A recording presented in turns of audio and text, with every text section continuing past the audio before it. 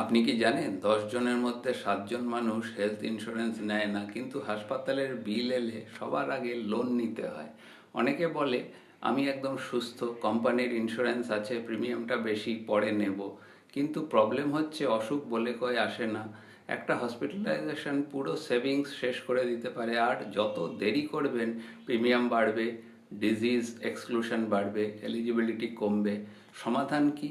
ছোট কভার নিয়ে আর্লি শুরু করুন, ফ্যামিলি ফ্লোটার কনসিডার করুন, আর নিজের ফিনান্সিয়াল প্ল্যানিংয়ের পার্ট করুন হেলথ ইন্স্যুরেন্সকে। Delay is equal to higher premium, employer cover is not enough, medical inflation is real, start early, stay protected.